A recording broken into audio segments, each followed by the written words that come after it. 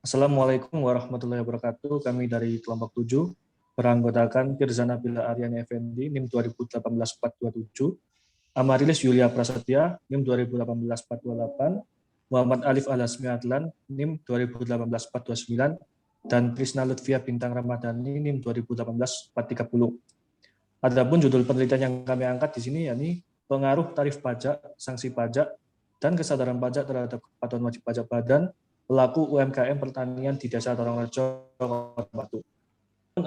Poin-poin di latar belakang ini ada 3. Yang pertama, fenomena UMKM yang ada di Indonesia ini dari tahun ke tahun mengalami perkembangan yang sangat pesat dan sudah selayaknya untuk memberikan kontribusi pajak kepada negara.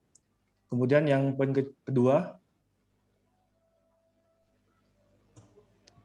ya ini sesuai dengan penelitian yang dilakukan oleh Ari Sandi, di mana bahwa kesadaran pajak itu juga berpengaruh signifikan terhadap kepatuhan wajib pajak.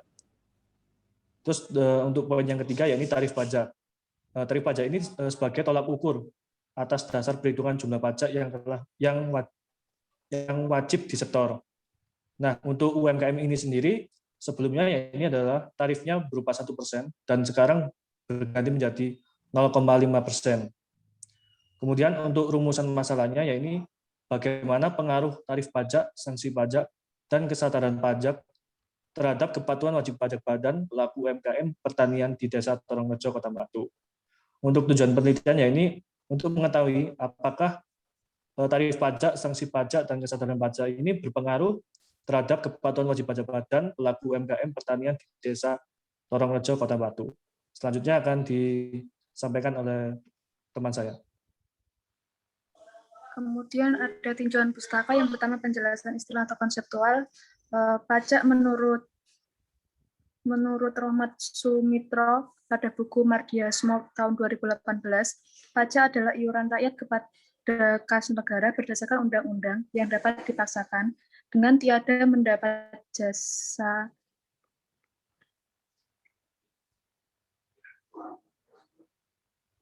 jasa timbal atau kontraprestasi yang langsung dapat ditunjukkan dan yang digunakan untuk membayar pengeluaran umum. Kemudian tarif pajak menurut Muhammad tahun 2019, apabila tarif pajak tidak seimbang, tarif pajak tinggi sementara penghasilan wajib pajak rendah maupun sebaliknya, tarif pajak rendah sementara penghasilan wajib pajak tinggi menyebabkan kepatuhan wajib pajak menurun. Sanksi pajak menurut Mardiasmo tahun 2018, jaminan bahwa ketentuan peraturan perundang-undangan perpajakan, norma perpajakan akan dituruti atau ditaati atau dipatuhi. Dalam Undang-Undang Perpajakan dikenal 2 macam sanksi, yaitu sanksi administrasi dan sanksi pidana. Kemudian ada kesadaran wajib pajak menurut Siti Kurnia Wahyu tahun 2017, kepatuhan perpajakan merupakan ketaatan wajib pajak dalam melaksanakan ketentuan perpajakan yang berlaku.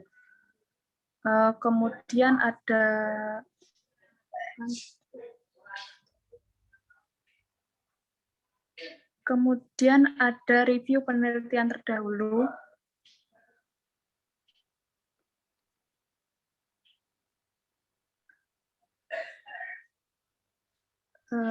Chandra dan Sandra tahun 2020 meneliti tentang pengaruh tarif pajak, sanksi pajak, dan kesadaran pajak terhadap peraturan kepatuhan wajib pajak orang pribadi usahawan. Berdasarkan analisis yang dilakukan, diperoleh hasil yaitu tarif pajak, sanksi pajak, dan kepatuhan wajib pajak berpengaruh positif terhadap kepatuhan wajib pajak orang pribadi usahawan di ITC Mangga 2.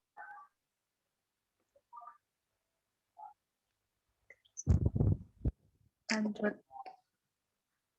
Menurut penelitian Fauzi dan Maula tahun 2020 meneliti tentang pengaruh pemahaman kesadaran tarif pajak dan pelayanan perpajakan usaha mikro, kecil, dan menengah di Kabupaten Karawang. Berdasarkan analisis yang dilakukan, diperoleh hasil bahwa kesadaran, pemahaman, dan tarif pajak berpengaruh terhadap kepatuhan wajib pajak UMKM di Kabupaten Karawang. Namun pelayanan perpajakan tidak berpengaruh terhadap kepatuhan wajib pajak UMKM di Kabupaten Karawang. Selanjutnya akan dijelaskan oleh teman saya. Selanjutnya itu pengembangan hipotesis. Jadi tarif pajak UMKM itu diatur oleh Peraturan Pemerintah Nomor 46 Tahun 2013, yakni merupakan tarif pajak penyederhanaan berupa tarif pajak final 1%.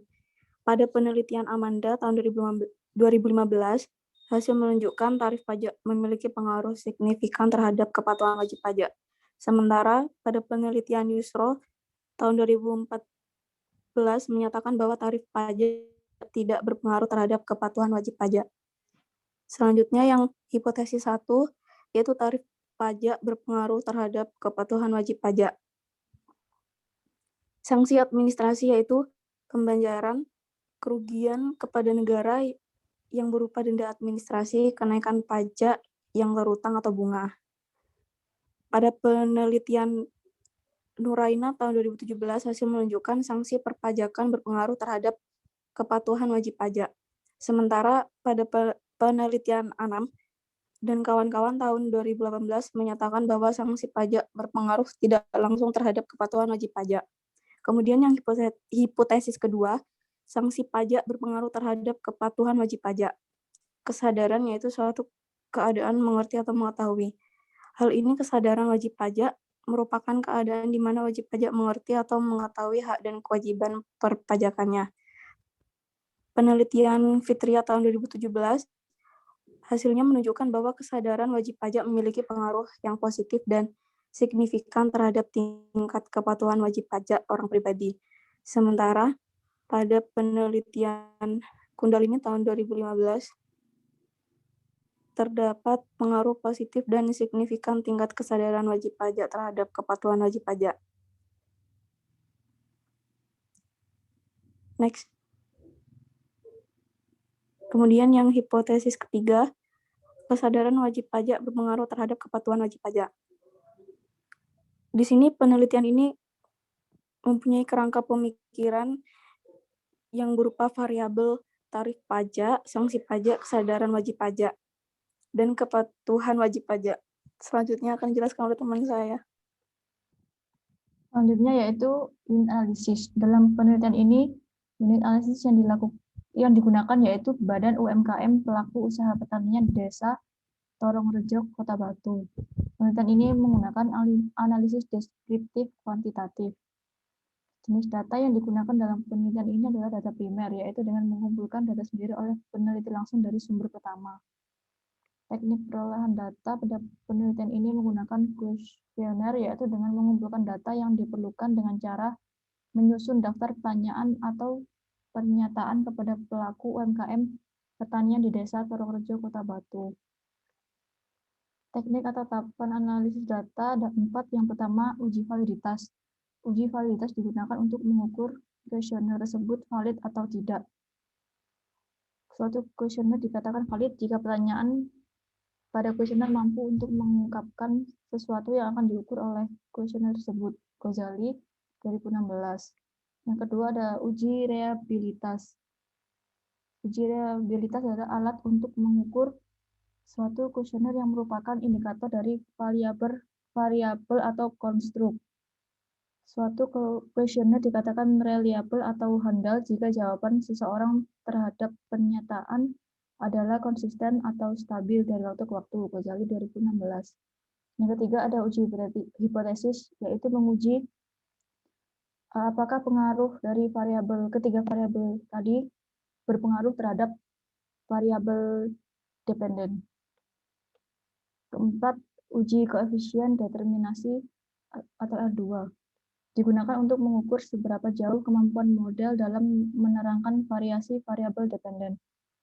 Nilai koefisien determinasi adalah antara 0 dan 1. Sekian presentasi dari kelompok kami. Terima kasih atas perhatiannya. Wassalamualaikum warahmatullahi wabarakatuh.